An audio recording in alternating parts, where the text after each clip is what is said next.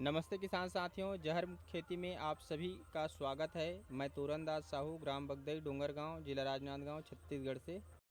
साथियों, आज मुझे आप सबको यह बताते हुए बहुत ही हर्ष हो रहा है। ये हमारे गांव के पास वाला खेत है और इस पर मैं सन 2015 से गौमूत्र से जैविक कीटनाशक बनाकर जैविक विधि से इसमें खेती कर रहा हूँ। और प्रतिवर्ष की तरह इस वर्ष भी गौमूत्र का छिड़काव, गोबर का खाद का छिड़काव, जीवामृत, पंचामृत आदि का छिड़काव करके इसको तैयार किए हैं। और ये 64 नामक धान है, लोकल किस्म का धान है 64।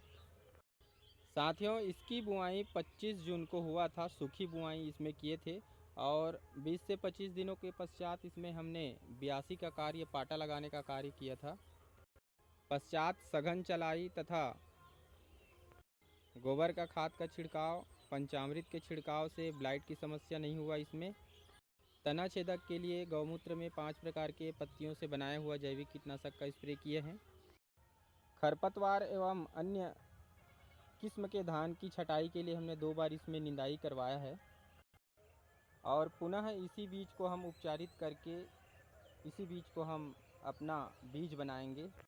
साथियों, जैविक खेती की शुरुआत मैं सर्वप्रथम सन 2015 में इसी खेत पर किया था। और इस खेत पर पूर्ण सफलता मिलने के बाद मैं दूसरे खेतों पर, जो दूसरे जगह पर है, वहाँ पर भी जैविक खेती की शुरुआत किया।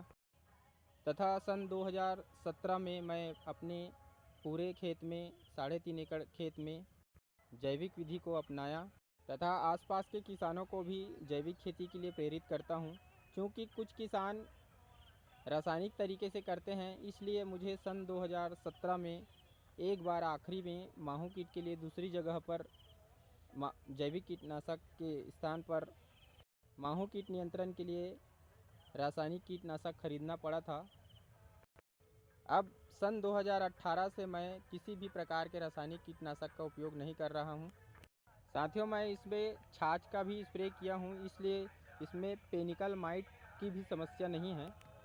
जो लोग रासायनिक खेती करते हैं उनकी धान की बालियों में पेनिकल माइट अर्थात बालियों में लाल धब्बे, भूरे धब्बे, काले धब्बे दिखाई देते हैं, जिससे फसल के उत्पादन में बहुत ज़्यादा प्रभावित होता है। और हम जैविक खेती करते हैं और इसमें सभी प्रकार के जैविक तरीक़ों से इसको तैयार करते हैं और हमारे खेतों में पेनिकल माइट की समस्या नहीं होता है। इस धान को अभी लगभग 110 दिन पूरे हो चुके हैं और अगले 10 दिनों के बाद यह कटाई करने योग्य हो जाएगा।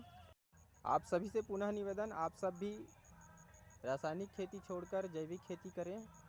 जैविक खेती बहुत ही सरल और सहज, सुगम है और इस खेती में परेशानी कम आता है। यदि कुछ परेशानी आता है तो जैविक तरीके से नियंत्रित हो जाता है। धन्यवाद। जय जवान, जय किसान, जय छत्तीसगढ़।